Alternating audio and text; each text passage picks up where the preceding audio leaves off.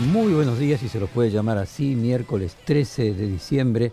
El programa de hoy comienza con el tema No Pain, No Gain de Scorpion. Sin dolor no hay ganancia, sería su traducción literal, es una frase que se acumula normalmente en los países sajones. La idea que está presente también en el discurso del gobierno, que si no hay dolor no hay cura.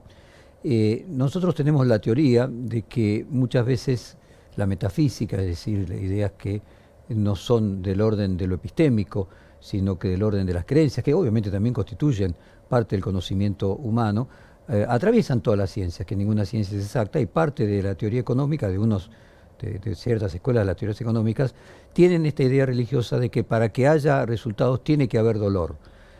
Ayer a la tarde el flamante ministro de Economía, Luis Caputo, anunció el paquete de medidas urgentes que implicarían justamente un gran dolor para la mayoría de la población de nuestro país. Titulamos la apertura del día de hoy, día 3, Temor y Temblor. Temor y Temblor es un clásico libro del filósofo danés Søren Kierkegaard, que luego vamos a tratar de hilar junto con otro texto que es la teoría del shock de Naomi Klein, y ver si le podemos dar un sentido a esta introducción de qué significa este día 3. Decíamos que Caputo ayer informó la devaluación, la llevará del dólar oficial 800 pesos, no 650, como había dicho el ministro de Interior. De hecho, ayer corrieron versiones de que estarían alejando al ministro del Interior, luego desmentidas, pero no es lo mismo 650 que 800, o sea, tratemos de imaginar que la diferencia que hay entre 650 y 800 es más que duplicar el dólar oficial actual.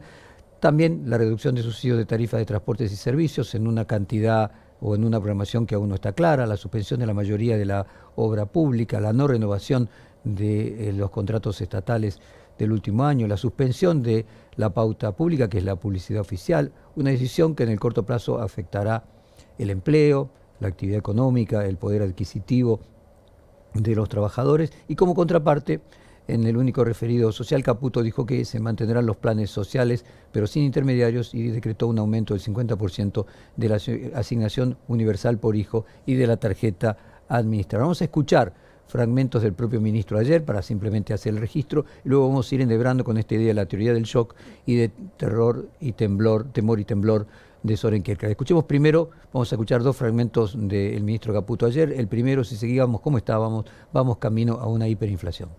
Si seguimos como estamos, vamos inevitablemente camino a una hiperinflación.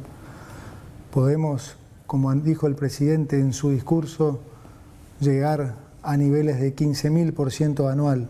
Para que se entienda eso en números, hablamos de que una leche pase de valer 400 pesos a 60.000 pesos en el lapso de un año. Nuestra misión es evitar esta catástrofe.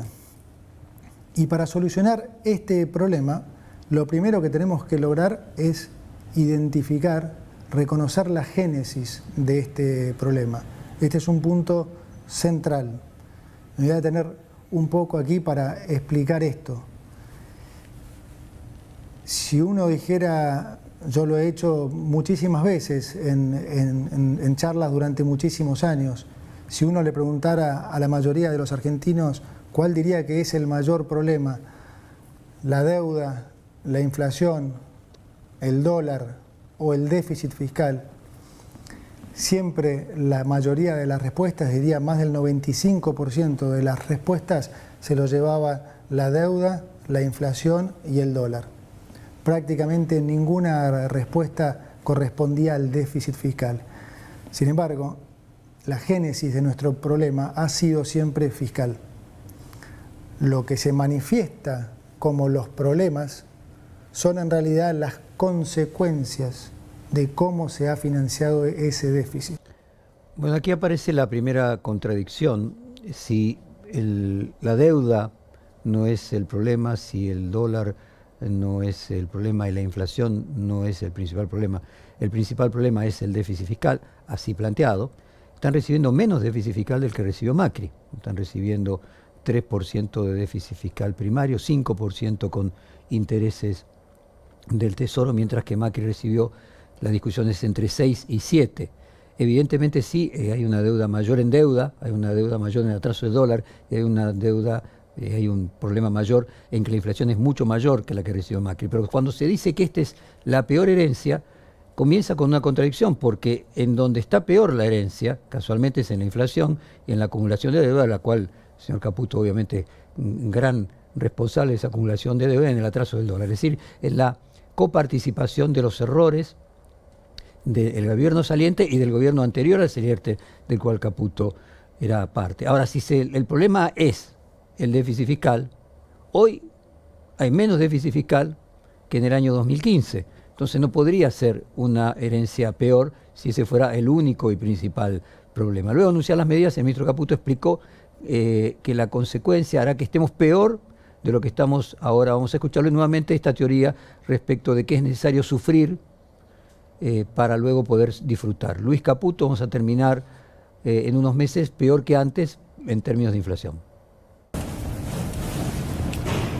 Quiero ser claro ahora con los argentinos acerca de cómo van a ser los próximos meses. Además de la herencia que les he comunicado, estamos heredando lo que llamamos una inflación reprimida que ya se está destapando y que es consecuencia del rezago de la política monetaria ultra expansiva, como expliqué antes, de estos últimos 4 años y de los controles de precios que a la larga nunca funcionan.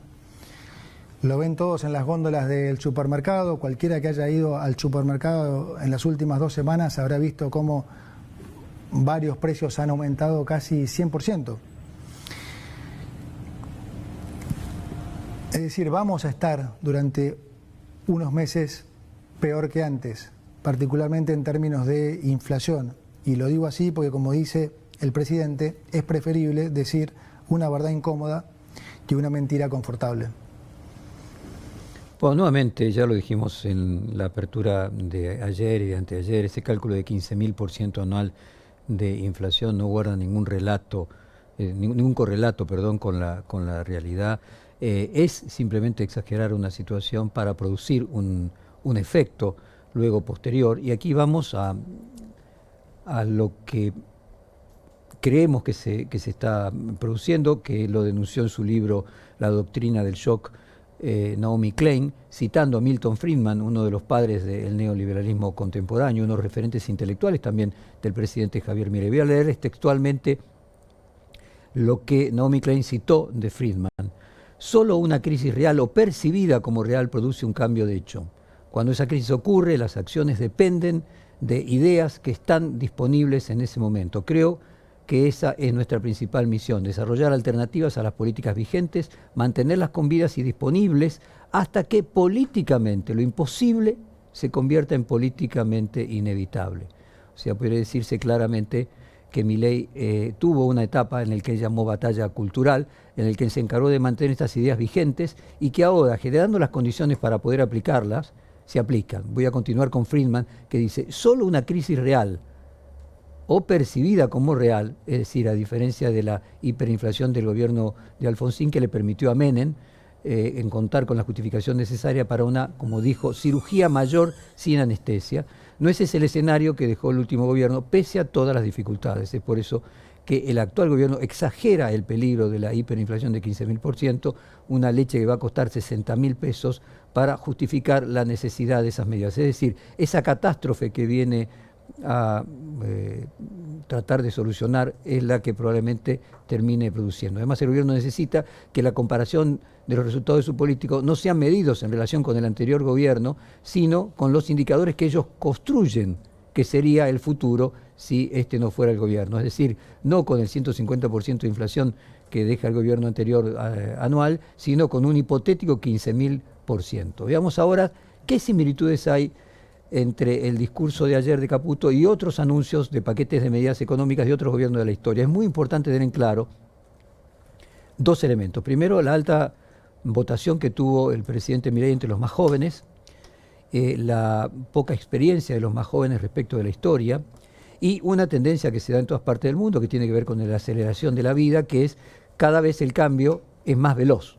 Por lo tanto, el pasado queda más lejos porque la velocidad nos aleja del pasado y solamente el pasado nos construye conciencia histórica, es decir, solo con el pasado podemos tener conciencia del presente. Vamos a hacer un repaso de distintos análisis, de anuncios, perdón, de planes económicos. Vamos a comenzar con el famoso, o los más jóvenes lo habrán escuchado alguna vez, es del año 1975, El Rodrigazo, voy a comenzar primero con Martínez Dios. Antes o después del Rodrigazo, Cadena Nacional de Martínez Dios desarrolla el balance económico de la convertibilidad. Perdón, el balance económico. Deseo referirme brevemente a la inflación. Evidentemente, esta ha tenido en el país características muy importantes, muy especiales. Perdón, yo me equivoqué. Queremos comenzar con el Rodrigazo, que fue históricamente lo primero, 1975. Celestino Rodríguez. Estoy convencido que las medidas decididas y puestas en vigencia en el mes de junio han contribuido en forma fundamental al cambio de rumbo propuesto. Asimismo, han dado lugar a la toma de conciencia por parte de los argentinos de la situación en que nos hallamos. No es posible destruir los ingresos del mañana para mantener una situación ilusoria en el hoy. Se ha logrado cambiar definitivamente algunos indicadores económicos y disminuido así el campo de acción de la sucia especulación que lograba ganancias en detrimento del productor y del consumidor. La efectivización del plan de acción económico se halla lo suficientemente avanzada como para que se pueda explicitar el mismo como un todo y anunciar en términos generales el resto de las medidas que contribuirán definitivamente a este cambio de rumbo que el país necesita. Bueno, para los más jóvenes, esto se produjo en 1975, la presidenta era María Estela Martínez de Perón, había muerto Perón y planteó también, después de un congelamiento de precios, un plan de liberación de la economía llamado Rodrigazo. Les voy a leer un pedacito de algunas de las cosas que dijo. La esencial, más allá de este testimonio audiovisual que acabamos de compartir, es que si seguíamos así íbamos a una hiperinflación. Eso es lo que planteaba Celestino Rodríguez, que es finalmente lo que terminó sucediendo. Fíjense qué anunciaba Celestino Rodríguez: devaluación del peso en relación con el dólar, en el caso comercial una tasa de 10 pesos por dólar y otra de 26, una depreciación del 61% en el financiero, una tasa de 15 pesos en el dólar y otra de 30, con un nuevo desdoblamiento cambiario respecto del dólar. El dólar turístico se iba a 45 pesos por dólar, alza de hasta 75% de las tarifas eléctricas y una suba de hasta 80% de los salarios. Esto es lo que terminó luego con la hiperinflación, terminó con el gobierno democrático de 1973, que terminó con un golpe militar en 1976.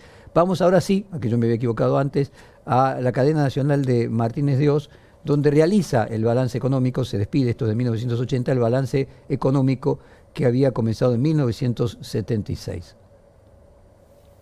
Deseo referirme brevemente a la inflación.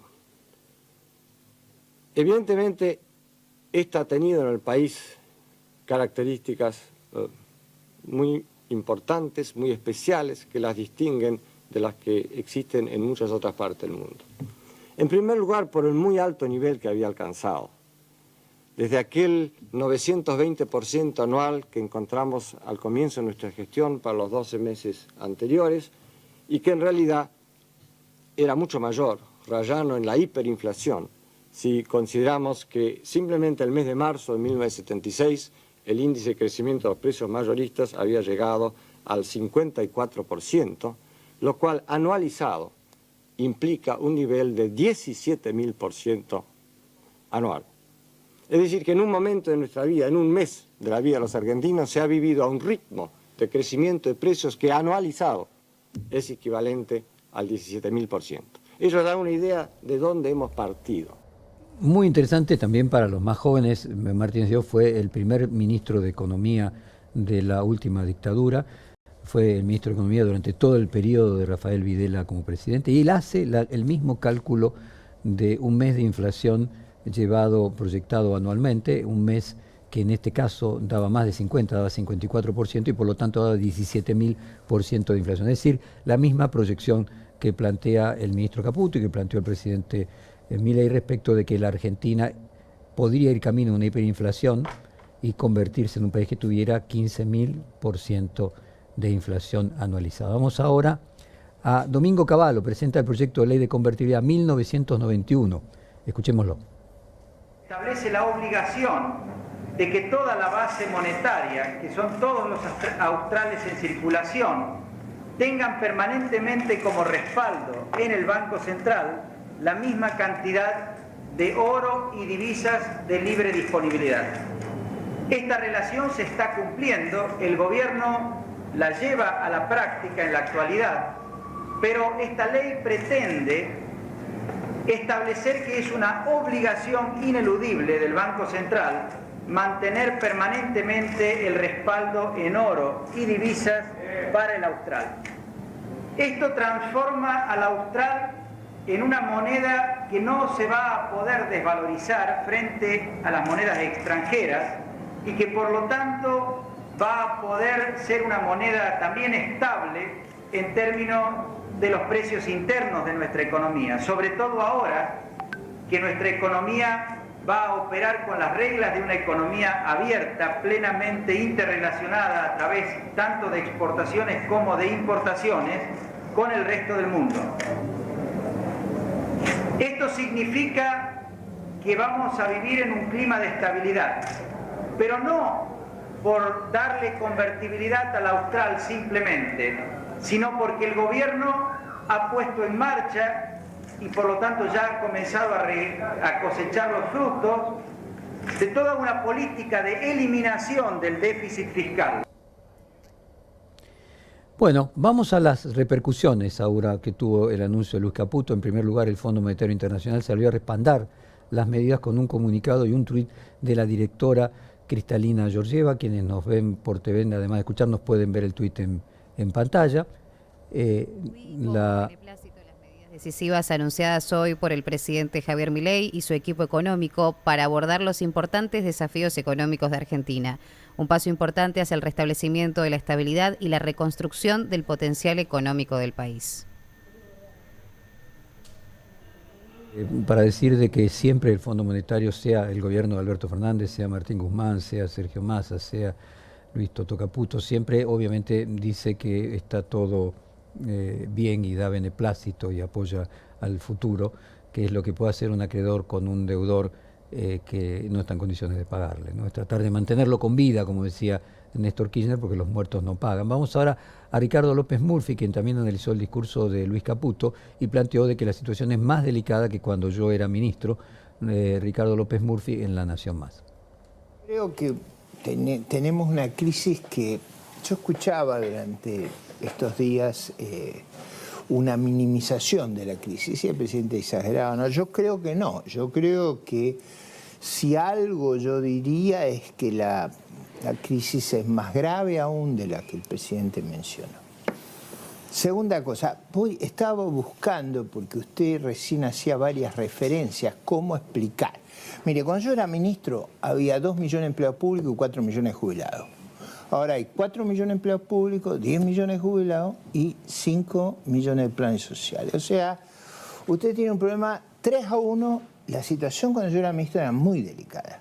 Imagínese lo que es ahora, que es 3-1. Acá hay un punto de López Murphy, toca algo que a mí me parece crucial y que merece un análisis que trasciende a la Argentina. Lo que vemos es que gobiernos de derecha y extrema derecha están ganando en los países desarrollados. Contábamos el otro día el caso de Holanda.